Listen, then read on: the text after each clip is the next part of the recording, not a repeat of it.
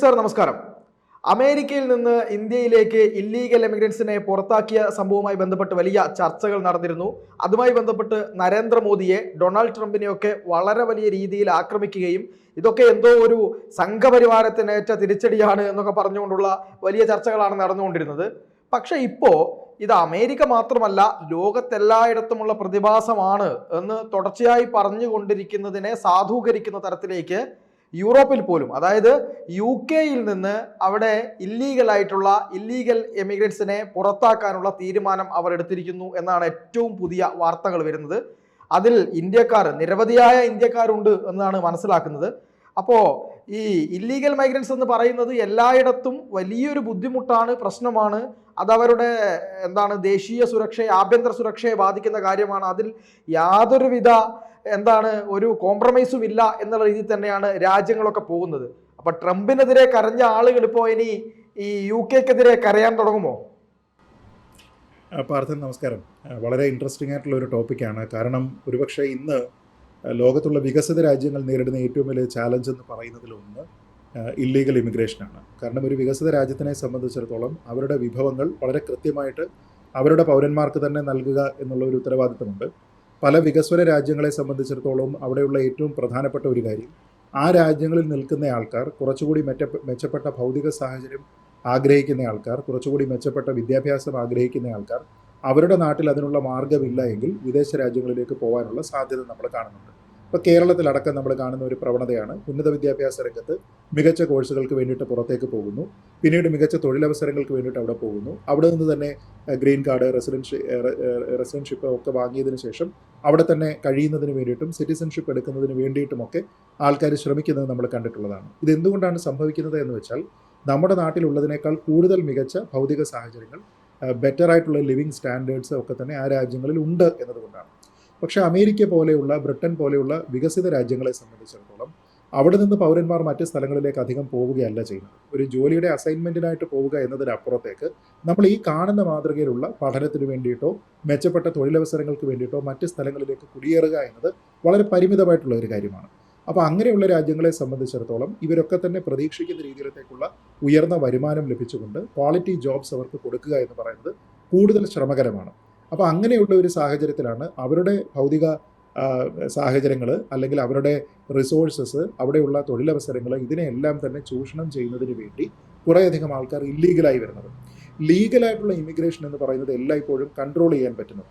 അപ്പോൾ ഇത്രത്തോളം ആൾക്കാരെ മാത്രമേ നമുക്ക് അക്കോമഡേറ്റ് ചെയ്യാനായിട്ട് കഴിയുകയുള്ളൂ, ഒരു വർഷം ഇത്ര വീസ മാത്രമേ നമുക്ക് പ്രോസസ്സ് ചെയ്യാൻ കഴിയുകയുള്ളൂ എന്നൊരു രാജ്യം തീരുമാനിച്ചാൽ അത് കൺട്രോളബിൾ ആയിട്ടുള്ള ഒരു മെഷറാണ്. പക്ഷേ ഈ അമേരിക്കയിൽ പറയുന്നത് പോലെ മതിൽ ചാടിക്കടന്നിട്ട് ആൾക്കാർ പോകുന്നത് പോലെയും, അല്ലെങ്കിൽ ബ്രിട്ടനിൽ പറയുന്നത് പോലെ ഇംഗ്ലീഷ് ചാനൽ കടന്ന ആൾക്കാർ വരുന്നു എന്നൊക്കെ പറയുന്ന രീതിയിലേക്കുള്ള ഇല്ലീഗൽ ഇമിഗ്രേഷൻ ഉണ്ടായാൽ അത് കുറേയധികം ഭീഷണി ഉണ്ടാക്കുന്നുണ്ട്. അതിൽ പ്രത്യേകിച്ച് സാമൂഹ്യ സുരക്ഷാ ഭീഷണി ഉണ്ടാക്കുന്നുണ്ട്. അതിനോടൊപ്പം തന്നെയാണ് ഈ കൂടുതൽ ക്രിമിനൽ ആക്ടിവിറ്റീസ്, അല്ലെങ്കിൽ ഡ്രഗ്സുമായി ബന്ധപ്പെട്ട കാര്യങ്ങൾ, കാർട്ടലുകൾ പോലെയുള്ള പ്രവർത്തനങ്ങൾ, കോൺട്രാക്റ്റ് കില്ലിംഗ് പോലെയുള്ള കാര്യങ്ങൾ, ഇതെല്ലാം തന്നെ നടക്കുന്നത് ഒരുപക്ഷെ ഇല്ലീഗൽ മൈഗ്രൻസിനെയൊക്കെ ഇതിൽ ഉൾപ്പെടുത്തിച്ചിട്ടാണ്. അതേപോലെ തന്നെയുള്ള ഒരു പ്രശ്നമാണ് അവിടെയുള്ള ആൾക്കാരുടെ മറ്റ് ന്യായമായിട്ടുള്ള തൊഴിലവസരങ്ങൾ നഷ്ടപ്പെടുക. അപ്പോൾ ഇതിനെല്ലാം തന്നെ ഒരു ഗവൺമെൻറ്റിനെ സംബന്ധിച്ചിടത്തോളം വലിയ ബുദ്ധിമുട്ടുള്ള ഒരു കാര്യമായിട്ട് മാത്രമേ ഇതിനെ കാണാനായിട്ട് കഴിയുകയുള്ളൂ. അപ്പോൾ ഇതിനെ ടാക്കിൾ ചെയ്യാനായിട്ട് ഈ ഡെവലപ്ഡ് കൺട്രീസ് എല്ലാം തന്നെ ശ്രമിക്കും. അത് നമ്മളിപ്പോൾ അമേരിക്കയിൽ കണ്ടു, അത് തന്നെയാണ് ഇപ്പോൾ UK-യിലും നടക്കുന്നത്. UK-യെ സംബന്ധിച്ചിടത്തോളം ഈ സ്റ്റാമർ ഗവൺമെൻറ് അവിടെ വരുന്ന സമയം മുതൽ നമുക്കറിയാം അവരുടെ വിഭവശേഷി എത്രത്തോളമാണ്, അവരുടെ സാമ്പത്തിക ഭദ്രത എത്രത്തോളമാണ്, എന്തൊക്കെ പ്രശ്നങ്ങളാണ് അവർ നേരിടുന്നത് എന്നതിനെപ്പറ്റി UK-യുടെ ഒരു റീസെൻറ്റ് ഹിസ്റ്ററി നോക്കിക്കഴിഞ്ഞാൽ നമുക്കറിയാം. പ്രത്യേകിച്ച് ബ്രിട്ടൻ്റെ ഒരു ഹിസ്റ്ററി നോക്കിക്കഴിഞ്ഞാൽ അറിയാം. അപ്പോൾ എവിടെയൊക്കെയാണോ അവർക്ക് ബുദ്ധിമുട്ടുണ്ടാകുന്നത് ആ ഏരിയ എല്ലാം പ്ലഗ് ചെയ്യുക എന്നുള്ളത് സ്റ്റാമർ ഗവൺമെൻറ്റിൻ്റെ ഏറ്റവും പ്രധാനപ്പെട്ട ഒരു പ്രയോറിറ്റി തന്നെയാണ്. അപ്പോൾ അങ്ങനെ നോക്കിക്കഴിഞ്ഞാൽ അവർ തന്നെ പറയുന്നത്, കഴിഞ്ഞ തവണ ഇപ്പോൾ ഡിപ്പോർട്ട് ചെയ്തിരിക്കുന്നത് 19,000 ആൾക്കാരെന്നാണ്. ഇവിടെ 100 ആൾക്കാരെ വരുന്ന സമയത്ത് ഇത്രത്തോളം കോലാഹലം ഉണ്ടായിട്ടുണ്ട് എങ്കിൽ ഈ 19,000 ആൾക്കാരെ അവരെങ്ങനെ കൈകാര്യം ചെയ്തു, ഇനി അവിടെയുള്ള എത്രത്തോളം ആൾക്കാരെ അവർ കൈകാര്യം ചെയ്യേണ്ടിയിരിക്കുന്നു. അതിൽ തന്നെ രാജ്യം തിരിച്ചിട്ട് അവർ ലിസ്റ്റോ കാര്യങ്ങളോ ഒന്നും തന്നെ കൃത്യമായിട്ട് അങ്ങനെ പബ്ലിഷ് ചെയ്യുന്നില്ല. പക്ഷേ അവർ പറയുന്നതനുസരിച്ച് ഈ കഴിഞ്ഞ മാസം ജനുവരിയിൽ തന്നെ 828 സ്ഥലങ്ങളിലാണ് അവർ റെയ്ഡ് നടത്തിയിരിക്കുന്നത്. അവിടെ നിന്ന് അറസ്റ്റ് ചെയ്യപ്പെട്ടിരിക്കുന്ന ആൾക്കാരുടെ എണ്ണം വളരെ കൂടുതലാണ്. കഴിഞ്ഞ വർഷവുമായി കമ്പയർ ചെയ്ത് നോക്കുമ്പോൾ 73% വർധനയാണ്.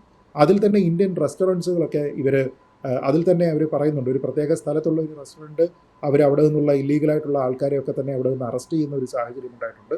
കൂടുതലായിട്ട് ഇങ്ങനെയുള്ള സാഹചര്യങ്ങൾ ഉണ്ടാകുന്നുണ്ട്. അപ്പോൾ ഇത് റെഗുലറായിട്ട് നിരന്തരമായിട്ട് ഇങ്ങനെ വരേണ്ടുന്ന ഒരു കാര്യമാണ്. ഇത് കേവലം US-നോ UK-ക്കോ അല്ലെങ്കിൽ ഡെവലപ്ഡ് ആയിട്ടുള്ള രാജ്യങ്ങൾക്കോ മാത്രം ചെയ്യാൻ പറ്റുന്ന ഒരു കാര്യമല്ല, ഇന്ത്യക്കും ഇത് നടപ്പാക്കാൻ കഴിയുന്ന കാര്യമാണ്. ഒരു പക്ഷേ മറ്റൊരു കോണ്ടെക്സ്റ്റിൽ ഇന്ത്യക്ക് ഇത് വളരെ റെലവൻറ്റുമാണ്. നമ്മളൊരു ഡെവലപ്ഡ് നേഷനല്ല, നമ്മൾ ആസ്പയറിംഗ് നേഷനാണ്. അപ്പോൾ അതിന് വേണ്ടിയിട്ട് നമ്മൾ കുറേ ഒരു വലിയ ബ്രോഡ് പദ്ധതികളൊക്കെ വെച്ചുകൊണ്ട് നമ്മളിതൊരു ഭാഗത്ത് നടത്തുന്ന സമയത്താണ് ബംഗ്ലാദേശിൽ നിന്ന് അടക്കമുള്ള ഇല്ലീഗൽ ഇമിഗ്രൻസ് നമ്മുടെ നാട്ടിലുള്ളതും അവരെ ഇവിടെ നിന്ന് ഒഴിപ്പിക്കാനായിട്ടുള്ള നമ്മുടെ പദ്ധതികളോ നമ്മുടെ നിയമപരമായിട്ടുള്ള കോൺട്രാക്റ്റുകളോ ഒന്നും തന്നെ ഫലപ്രദമായിട്ട് നടപ്പാക്കാൻ കഴിയാത്തതും. അതുകൊണ്ട് തന്നെയാണ് നമ്മുടെ നാട്ടിൽ ഒരു പൗരത്വ ഭേദഗതി നിയമവുമായി ബന്ധപ്പെട്ട ഒരു പൗരത്വ രജിസ്റ്റർ ഉണ്ടാകണമെന്നും ഇവിടെയുള്ള ആൾക്കാരുടെ പൗരത്വം എസ്റ്റാബ്ലിഷ് ചെയ്യണമെന്നും അല്ലാത്ത ആൾക്കാരെ കണ്ടുപിടിച്ചിട്ട് ഡിപ്പോർട്ട് ചെയ്യുന്നതടക്കമുള്ള നടപടികളിലേക്ക് നമ്മൾ പോകണം എന്നൊക്കെ പറയുന്ന സമയത്ത് അയ്യോ ഇതെന്തോ വലിയ പ്രശ്നമാണ് എന്ന് നമ്മുടെ നാട്ടുകാർ പറയുന്നത്. നമ്മൾ ഇതിനെ കാണേണ്ടത് ഏത് കോണ്ടെക്സ്റ്റിലാണ് നോക്കുക.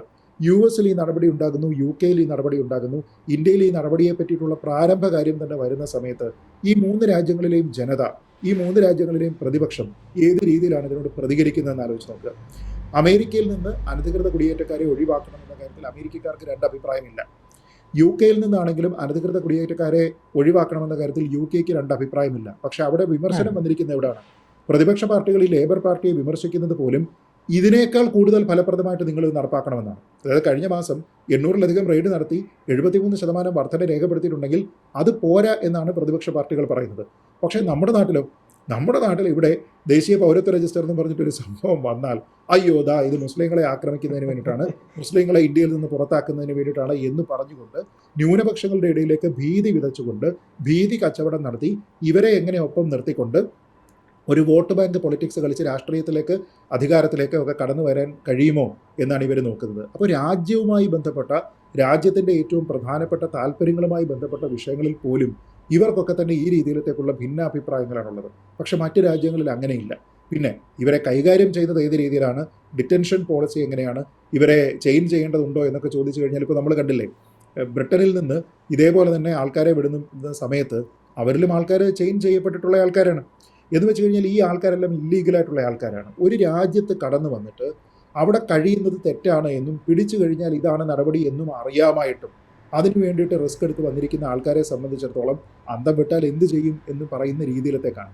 അങ്ങനെ എന്തും ചെയ്യുന്ന രീതിയിലത്തേക്കുള്ള ഒരാളിനെ ട്രസ്റ്റ് ചെയ്തുകൊണ്ട് എങ്ങനെയാണ് റെസ്ട്രെയിൻസ് ഉപയോഗിക്കാതെ ചെയിൻ ഉപയോഗിക്കാതെ ഇവിടെ കൊണ്ടുപോവുക എന്നുള്ളത് പ്രധാനമാണ്. അതുകൊണ്ടാണ് അവിടെ ഒരു ചെറിയ സംശയം ചോദിക്കട്ടെ. അതായത് പല വിമർശകരും പറയുന്നത് ഇപ്പോൾ മാത്രമല്ലല്ലോ, ഈ ജോ ബൈഡന്റെ കാലഘട്ടത്തിലും ഇത്തരത്തിൽ ഇല്ലീഗൽ മൈഗ്രൻസിനെ ഇങ്ങോട്ട് കൊണ്ടുവന്നിരുന്നു.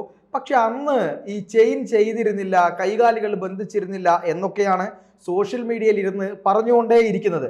പലപ്പോഴും പല ആളുകളും അത് വിശ്വസിച്ചേക്കാം. അങ്ങനെ അത് അങ്ങനെയാണെങ്കിൽ ട്രംപിന് മാത്രം എന്താ ഇത് എന്നൊക്കെ ചോദിച്ചേക്കാം. യഥാർത്ഥത്തിൽ അമേരിക്കയിൽ നിന്ന് ആരെയെങ്കിലും ഇങ്ങോട്ട് കൊണ്ടുവരികയാണെങ്കിൽ, അതായത് ഇല്ലീഗൽ മൈഗ്രൻസിനെ കൊണ്ടുവരികയാണെങ്കിൽ ഈ ഒരു പോളിസി പാലിച്ചുകൊണ്ട് തന്നെയല്ലേ ഈ ജോ ബൈഡന്റെ കാലഘട്ടത്തിനും കൊണ്ടുവന്നിട്ടുണ്ടാവുക? നോക്കൂ, ഇത് അമേരിക്കയിലുള്ള ഒരു പോളിസിയാണ്. ആ പോളിസി ഒരു ഭരണകർത്താവിൻ്റെ താല്പര്യത്തിനനുസരിച്ച് ട്വിസ്റ്റ് ചെയ്യാൻ പറ്റുന്ന കാര്യമല്ല. അമേരിക്കയെ സംബന്ധിച്ചിടത്തോളം അവിടെയുള്ള ആൾക്കാരെ ഡീപ്പോർട്ട് ചെയ്യാനായിട്ട് അവർ തീരുമാനിക്കുന്നുണ്ടെങ്കിൽ അവരുടെ കൺട്രി ഓഫ് ഒറിജിൻ എന്താണോ ആ കൺട്രി ഓഫ് ഒറിജിനിലേക്ക് ഉത്തരവാദിത്വത്തോടു കൂടി സുരക്ഷിതമായിട്ട് ആൾക്കാരെ ട്രാൻസ്പോർട്ട് ചെയ്യുക എന്നുള്ളത് ഇവരുടെ ഏറ്റവും പ്രധാനപ്പെട്ട ഒരു ചുമതലയാണ്. ഇപ്പോൾ നമ്മുടെ നാട്ടിലേക്ക് വരുന്ന ഒരു വിമാനത്തിൽ അവിടെ ഒരു കലാപം ഉണ്ടാകുന്നു. ആ കലാപത്തിൻ്റെ ഭാഗമായിട്ട് ആൾക്കാർക്ക് ഫിസിക്കലായിട്ടുള്ള ഇഞ്ചുറി ഉണ്ടാകുന്നുവെങ്കിൽ നമ്മുടെ രാജ്യം അതിനെ ഏത് രീതിയിലായിരിക്കും കരുതുക? നമ്മൾ പറയത്തില്ലേ, നിങ്ങൾ അവരെ അവിടെ നിർത്തിയിട്ട് അറിയിച്ചാൽ ഞങ്ങൾ വിമാനം വിട്ട് അവരെ കൊണ്ടുവരുമായിരുന്നല്ലോ, നിങ്ങൾ എന്തിനാണ് ഇങ്ങോട്ട് കൊണ്ടുവരുന്ന സമയത്ത് സുരക്ഷിതത്വം ഉറപ്പാക്കാതെ കൊണ്ടുവന്നത് എന്നൊക്കെ ചോദിക്കുമല്ലോ. ഞാൻ പറഞ്ഞത് ഇതൊന്നും തന്നെ മനുഷ്യത്വ രഹിതമായിട്ടുള്ള മനുഷ്യാവകാശ വിരുദ്ധമായിട്ടുള്ള കാര്യങ്ങളല്ല. നമ്മുടെ നാട്ടിലടക്കം ആൾക്കാരെ അറസ്റ്റ് ചെയ്തതിനു ശേഷം തെളിവെടുപ്പിന് കൊണ്ടുപോകുന്ന സമയത്തുൾപ്പെടെ ഇവരെ ചങ്ങല വെച്ച് ബന്ധിച്ചിട്ടാണ് കൊണ്ടുപോവുക, ഹാൻഡ് കഫ് ഇട്ടിട്ടാണ് ആൾക്കാരെ കൊണ്ടുപോവുക. അപ്പോൾ ഹാൻഡ് കഫ് എന്ന് പറയുന്നത് ഒരു ജനാധിപത്യ സംവിധാനത്തിലാണെങ്കിലും ഒരാളിൻ്റെ അല്ലെങ്കിൽ സമൂഹത്തിൻ്റെ സുരക്ഷിതത്വവുമായി ബന്ധപ്പെട്ട് അവർ നടപ്പാക്കേണ്ട കാര്യം തന്നെയാണ്. പിന്നെ ഈ പോളിസി ഒന്നും തന്നെ ഇപ്പോൾ ട്രംപ് വന്നതിന് ശേഷം ഉണ്ടാക്കിയിരിക്കുന്ന പോളിസിയല്ല. ഇത് ട്രംപ് മുമ്പിരുന്ന സമയത്തും ഇടയ്ക്ക് ബൈഡൻ ഇരുന്ന സമയത്തും അതിനു മുമ്പ് അമേരിക്ക ആൾക്കാർ ഭരിച്ചിരുന്ന സമയത്തും ഒക്കെ തന്നെ ഇതേ പോളിസി തന്നെയാണ്.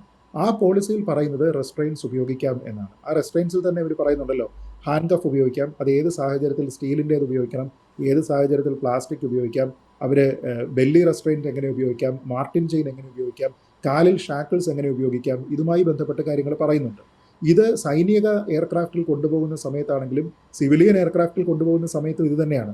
സിവിലിയൻ എയർക്രാഫ്റ്റിൽ കൊണ്ടുപോകുന്ന സമയത്ത് ഇതുമായി ബന്ധപ്പെട്ട് അയാട്ട ഉൾപ്പെടെയുള്ള അന്താരാഷ്ട്ര ഏജൻസികളുടെ കൃത്യമായ ഗൈഡ് ലൈൻ ഉണ്ട്.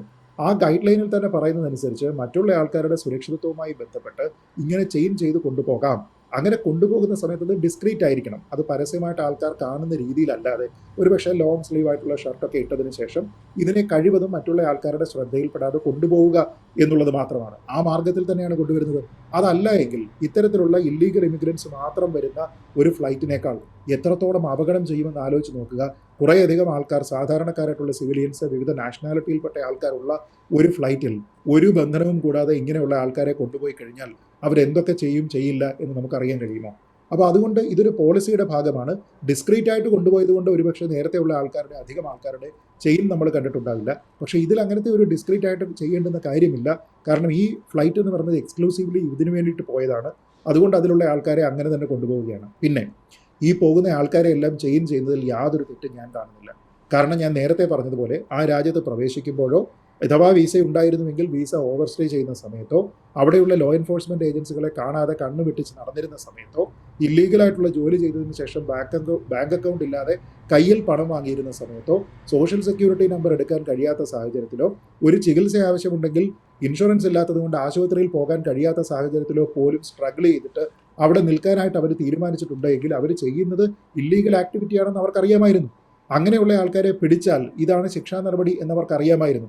അങ്ങനെയുള്ള ആൾക്കാരോട് നമ്മൾ സാധാരണ ഒരാളിനോട് കാണിക്കേണ്ടുന്ന, അല്ലെങ്കിൽ ഒരു രാഷ്ട്രീയ കുറ്റവാളിയോട് കാണിക്കേണ്ടുന്ന ഒരു മമതയോ സ്നേഹമോ കരുതലോ അല്ലെങ്കിൽ മനുഷ്യത്വപരമായിട്ടുള്ള കരുതലോ ഒന്നും തന്നെ ചെയ്യണമെന്ന് വെച്ച് കഴിഞ്ഞാൽ അതൊന്നും നടക്കുന്ന കാര്യമല്ല. നമ്മുടെ ഒരു രാജ്യത്ത് പോവുകയാണെങ്കിൽ ആ രാജ്യത്തിലെ നിയമം എന്താണോ ആ നിയമത്തിനെ ബഹുമാനിക്കാൻ പഠിക്കുക എന്നുള്ളതാണ് ചെയ്യേണ്ടത്. അതുകൊണ്ട് ഇവരെ ചങ്ങലക്കിട്ട് ഇങ്ങോട്ട് കൊണ്ടുവന്നപ്പോൾ എൻ്റെ ഉള്ളിലുള്ള ദേശസ്നേഹത്തിന് അല്ലെങ്കിൽ എൻ്റെ ഉള്ളിലുള്ള രാജ്യബോധത്തിന് യാതൊരു വിധത്തിലുള്ള കോട്ടവും ഉണ്ടായിട്ടില്ല. മറിച്ച് ഇവർ എൻ്റെ നാട്ടുകാരാണല്ലോ, അവർ മറ്റൊരു രാജ്യത്ത് നിന്ന് അവരെ കബളിപ്പിച്ച് അവിടെ കഴിയാൻ തീരുമാനിച്ചല്ലോ എന്ന് ഓർക്കുന്ന സമയത്താണ് എനിക്ക് എൻ്റെ രാജ്യത്തിനെ കുറിച്ച് ഓർത്തിട്ട് ഇവർ ചെയ്തിരിക്കുന്ന നാണക്കേടിനെ കുറിച്ച് ഓർത്തിട്ട് ബുദ്ധിമുട്ടുണ്ടാകുന്നത്. തീർച്ചയായും അങ്ങനെ തന്നെയാണ്. നമ്മുടെ രാജ്യത്ത് നിന്ന് മറ്റൊരു രാജ്യത്തേക്ക് പോയിട്ട് അവിടെ അവരുടെ നിയമങ്ങൾ തെറ്റിച്ചു കൊണ്ടിരിക്കുമ്പോൾ നമ്മളാണ് നാണം കെടുന്നത് എന്നതാണ് യാഥാർത്ഥ്യം. ഈ പറയുന്നത് പോലെ അമേരിക്ക മാത്രമല്ല, യൂറോപ്പ് മാത്രമല്ല, അറേബ്യൻ രാജ്യങ്ങളും ഇതുപോലൊക്കെ തന്നെയാണ് ചെയ്യുന്നത്. ഇതൊക്കെ അറിഞ്ഞിട്ടും ഇവിടെയുള്ള ഗവൺമെന്റിനെ ആക്രമിക്കാൻ വേണ്ടി രാഷ്ട്രീയ ഉദ്ദേശത്തോടു കൂടി മാത്രം കരഞ്ഞുകൊണ്ടിരിക്കുന്നവരോട് വേറൊന്നും പറയാനില്ല എന്ന് മാത്രമാണ് പറയാനുള്ളത്. എന്തായാലും ഈ ചർച്ചയുമായി സഹകരിച്ചതിന് ഒരുപാട് നന്ദി സാർ. നന്ദി. കൂടുതൽ വാർത്തകളും വിശേഷങ്ങളും നിങ്ങളിലേക്ക് എത്താൻ ABC മലയാളം സബ്സ്ക്രൈബ് ചെയ്യുക, ബെൽ ബട്ടണും അമർത്തുക.